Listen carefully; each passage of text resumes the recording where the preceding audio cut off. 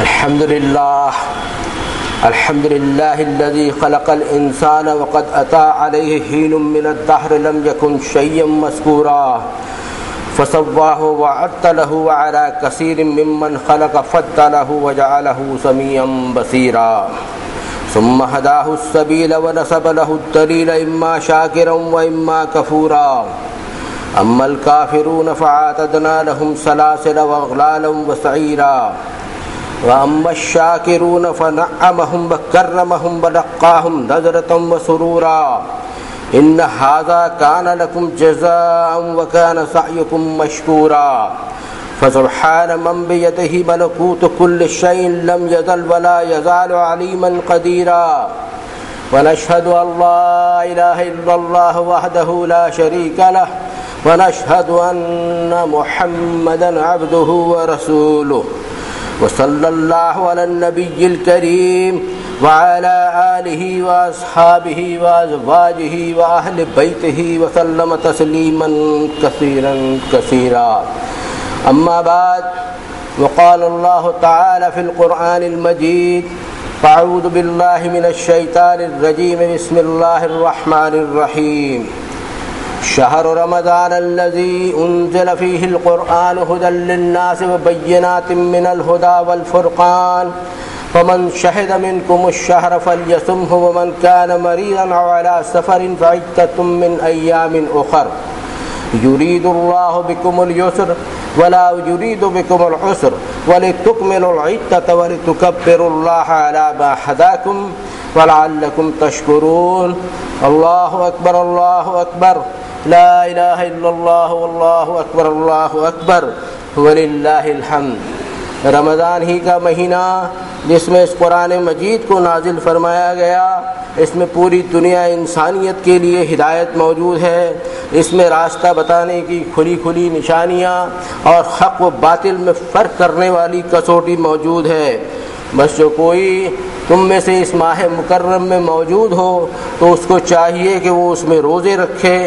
ہاں تم میں کوئی بیمار ہو یا حالت سفر میں ہو تو پھر رمضان کی عید ہو جانے کے بعد اس کی گنتی کو وہ بعد میں پوری کر سکتا ہے، اس لیے کہ تم ان روزوں کی گنتی کو مکمل کر سکو کہ اللہ تم پر آسانی کا معاملہ کرنا چاہتا ہے، وہ تم کو مشکل میں اور پریشانی میں ڈالنے کا ارادہ نہیں رکھتا۔ تم سب مل کر کے اللہ کی کبریائی بیان کرو، اللہ کی بڑائی بیان کرو اس بات پر کہ اس اللہ نے تم کو ہدایت کی راہ پر چلا دیا، اور اس لیے بھی کہ تم اس کا شکر ادا کر سکو۔ رمضان ہی کے مہینے میں قرآن مجید کی پہلی کرن سے محمد الرسول اللہ صلی اللہ علیہ وسلم کے قلب کو منور کر دیا گیا۔ اگر ہم ہمارے دلوں کو بھی اس قرآن مجید سے منور کرنا چاہیں تو اس رمضان کے دن میں ہم کو روزہ رکھنا ہے، رات کو کھڑے ہو کر حالت نماز میں قرآن کو سننا ہے اور تلاوت بھی کرنا ہے۔ انتہائی مہربان رب نے فرمایا تنزیل من الرحمن الرحیم، یہ قرآن بڑے مہربان انتہائی رحم کرنے والے رب کی طرف سے نازل فرمایا گیا ہے۔ الرحمن علم القرآن، الرحمن وہ ہے جس نے قرآن کا علم سکھایا۔ دنیا کے تمام انسانوں کے لیے اس میں انصاف ہے، میزان ہے، عدل ہے، نور ہے، روشنی ہے، شفا ہے، کسوٹی ہے۔ اب روزے کی فرضیت کا بنیادی اور مرکزی مضمون لعلکم تتقون ہے، تاکہ تم کو اللہ سے ڈرنے کا سلیقہ آ جائے، تاکہ تم کو گناہ سے بچ کر زندگی گزارنا آ جائے۔ ہم نے اگر روزہ رکھا ہے، ہم کو دنیا کے تمام انسانوں کے ساتھ مہربانی کا سلوک کرنا ہے، ہماری اپنی ذات سے کسی کو تکلیف نہیں دینا ہے، تمام انسانوں کی جان مال اور ان کے حقوق پر اور ان کی عزت پر ہم ہاتھ نہ ڈالیں۔ جناب رسول اللہ صلی اللہ علیہ وسلم کی تعلیمات کو دیکھیں تو آپ نے روزے داروں کو حکم فرمایا کہ ان روزوں کو گناہ پر ڈھال بنا لو، تاکہ روزے دار نہ بد کلامی کرے، نہ چیخے چلائے، نہ کسی کو برا بھلا کرے، نہ لڑائی پر آمادہ ہو، بلکہ سامنے والا انسان اگر مجبور کرتا ہو تو اس سے کہہ دے بھائی میں روزے سے ہوں۔ روزے کا اصل مقصد صرف کھانا پینا چھوڑ دینا ہی نہیں، بلکہ جھوٹ بولنا اور جھوٹ پر عمل کرنا اس کو بھی چھوڑنا ہوگا۔ اس بات کو سمجھ لیں کہ روزہ صرف پیٹ کا ہی روزہ نہیں ہوتا، بلکہ سر سے پیر تک سارے جسم کے اعضاء کا روزہ ہوا کرتا ہے۔ اسی لیے نبی کریم صلی اللہ علیہ وسلم نے ارشاد فرمایا کہ روزہ ایک امانت ہے، ہر ایک کو اپنی امانت کی حفاظت کرنا ہے۔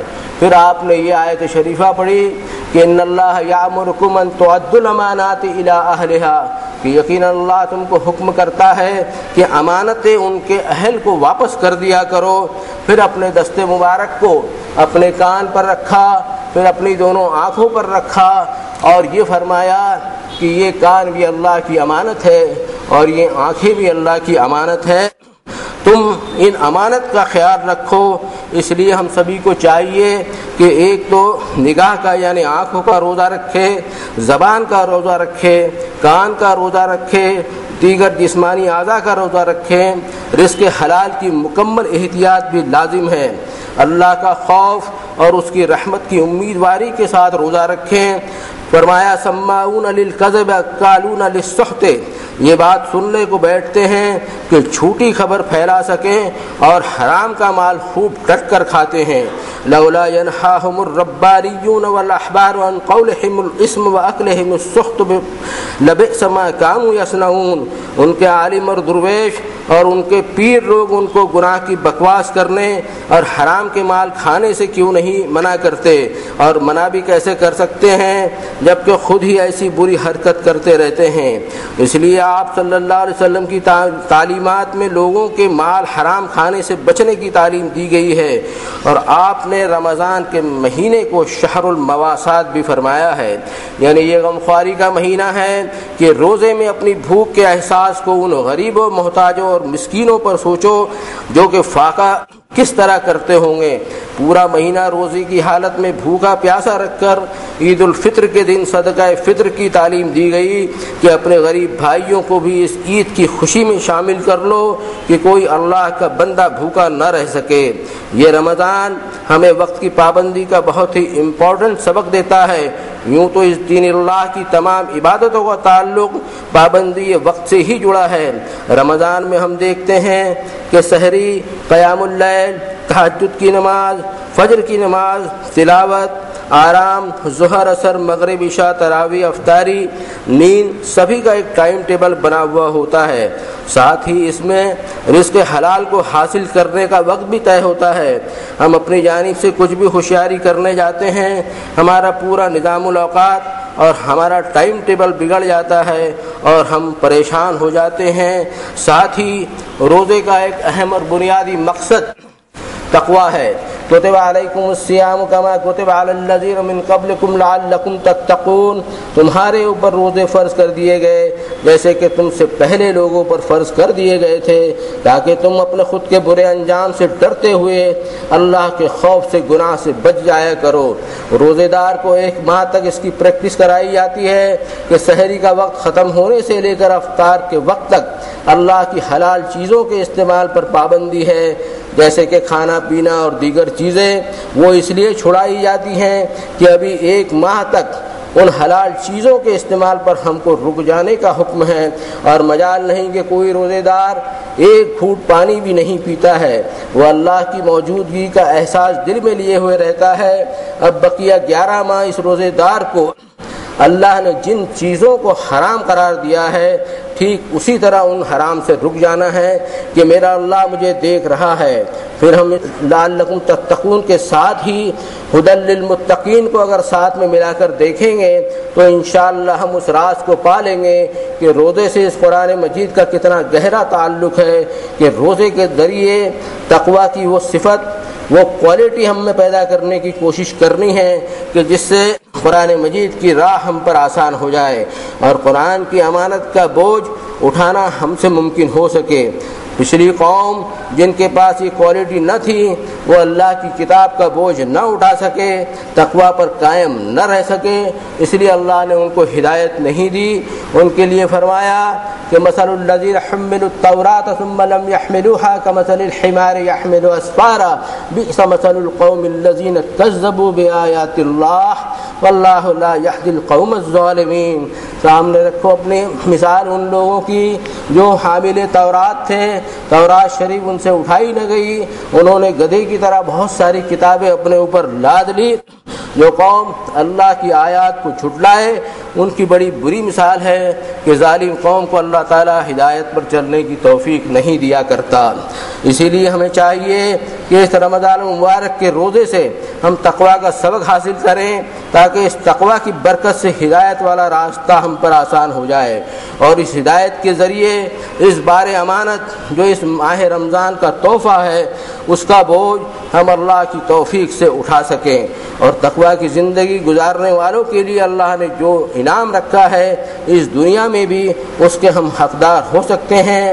فرمایا وَلَوْ أَنَّ أَهْلَ الْقُرَىٰ آمَنُوا وَاتَّقَوْا لَفَتَحْنَا عَلَيْهِمْ بَرَكَاتٍ مِّنَ السَّمَاءِ وَالْأَرْضِ وَلَٰكِن كَذَّبُوا فَأَخَذْنَاهُم بِمَا كَانُوا يَكْسِبُونَ۔ اگر بستیوں کے رہنے والے ایمان لاتے اور ہمارا تقویٰ اختیار کرتے تو ہم ان پر آسمانوں کے دہانے رزق کے لیے کھول دیتے اور زمین سے بھی برکتوں کے دروازے کھول دیتے، لیکن وہ تو حق کو جھٹلانے پر تل گئے، تب ہم نے ان کو ان کے کرتوتوں کے سبب پکڑ لیا۔ یعنی اگر تقویٰ پر قائم ہوتے تو سر کے اوپر اور پاؤں کے نیچے سے بھی رزق پاتے۔ اس حقیقی تقویٰ کو جنہوں نے جھٹلایا اللہ کے عذاب میں گرفتار ہو کر رہ گئے۔ آج دنیا ہماری ذلت کا تماشا دیکھ رہی ہے، آخر وجہ کیا ہے؟ یہ لعلکم تتقون ہم سے چھوٹ گیا ہے، یہ صرف رمضان کے لیے رہ گیا ہے، بقیہ 11 ماہ ہم نے اس کو چھوڑ دیا ہے، جبکہ یہ لعلکم تتقون آئندہ زندگی گزارنے کی ایک مشق ہے۔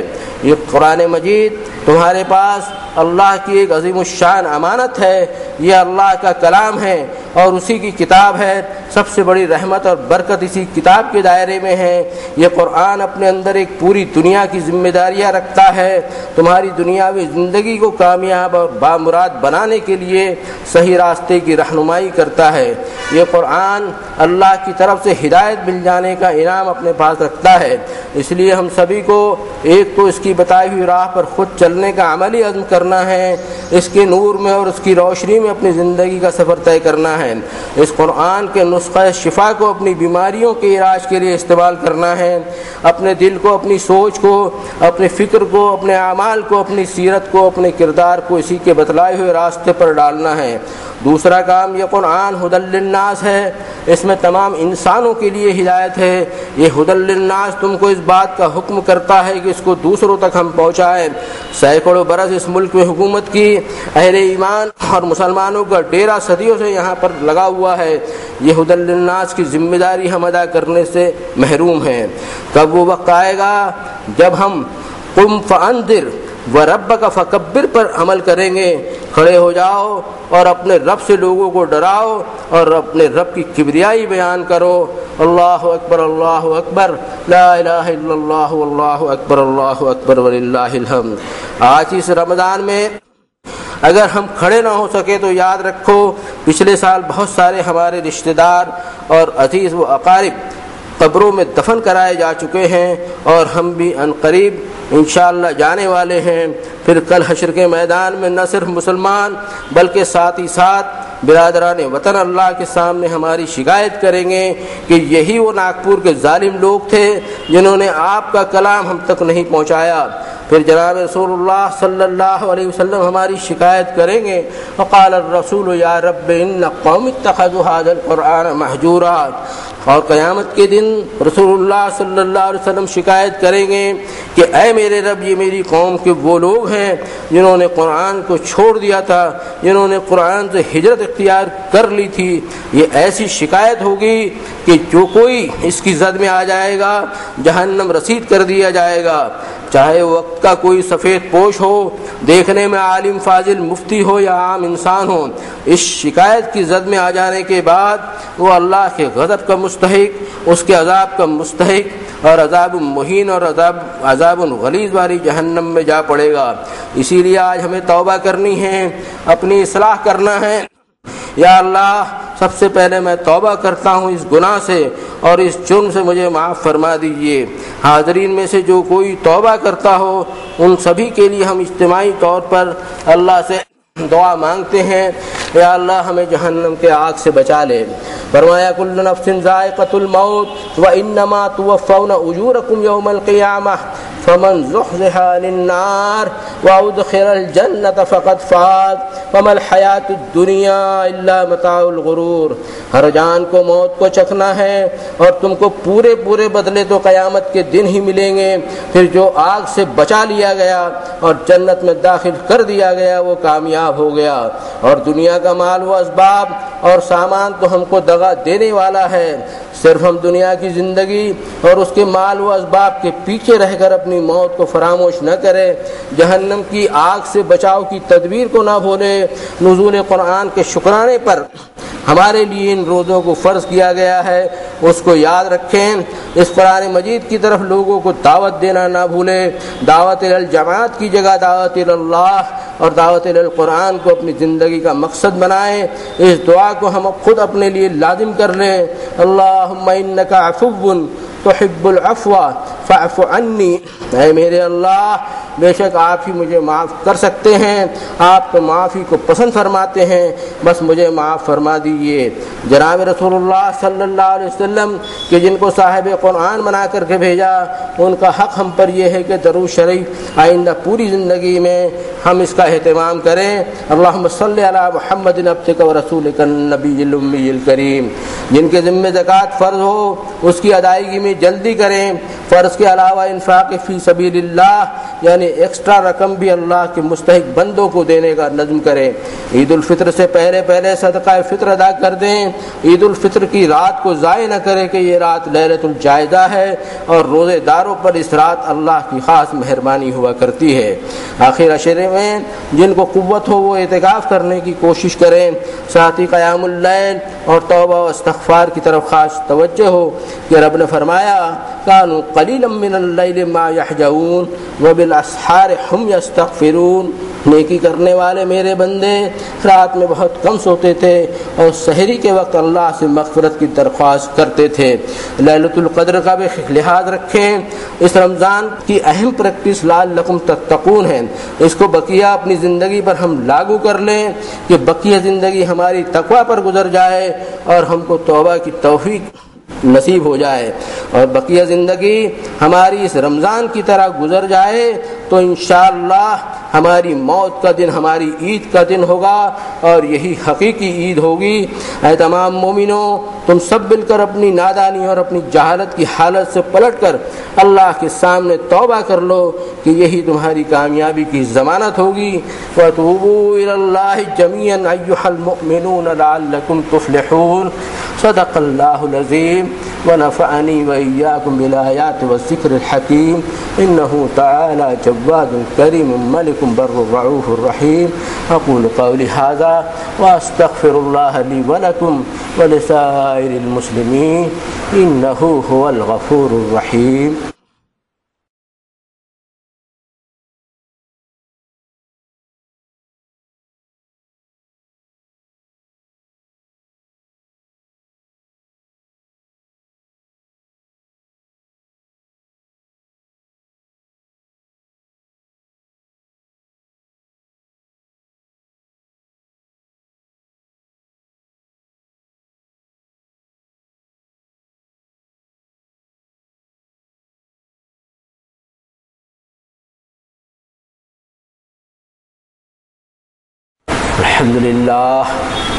الحمد لله نحمده ونستعينه ونستغفره ونؤمن به ونتوكل عليه ونعوذ بالله من شرور أنفسنا ومن سيئات أعمالنا من يهده الله فلا مضل له ومن يضلله فلا هادي له ونشهد أن لا إله إلا الله وحده لا شريك له ونشهد أن محمدا عبد الله ورسوله أرسله بالحق بشيرا ونذيرا وداعيا إلى الله بإذنه وسراجا منيرا صلى الله على النبي الكريم وعلى آله وأصحابه وأزواجه وأهل بيته وسلم تسليما كثيرا كثيرا. أما بعد، أعوذ بالله من الشيطان الرجيم. بسم الله الرحمن الرحيم. إن الله وملائكته يصلون على النبي يا أيها الذين آمنوا صلوا عليه وسلموا تسليما. اللهم صل على محمد عبدك ورسولك النبي الأمي الكريم. اللهم يا رحمن يا رحيم، اللهم إنك عفو كريم تحب العفو فاعف عني. اللهم إنك عفو تحب العفو فاعف عني. اللهم حين علينا سكرات الموت، اللهم حين علينا غمرات الموت. اللهم لا تدع لنا ذنبا إلا غفرته، ولا هما إلا فرجته، ولا دينا إلا أتيته، ولا مريضا إلا شفيته، ولا مريضا إلا شفيته، ولا ميتا إلا رحمته، ولا ميتا إلا رحمته، ولا ضالا إلا هديته، ولا مسافرا إلا بلغته برحمتك يا أرحم الراحمين. اللهم يا رحمن يا رحيم يا إلهنا يا ربنا رب ارحمهما كما ربياني صغيرا، رب ارحمهما كما ربياني صغيرا. ربنا وسعت كل شيء ورحمة وعلما فاغفر للذين تابوا واتبعوا سبيلك وقهم عذاب الجحيم. ربنا وادخلهم جنات عدن التي وعدتهم ومن صلح من آبائهم وأزواجهم وذرياتهم إنك أنت العزيز الحكيم.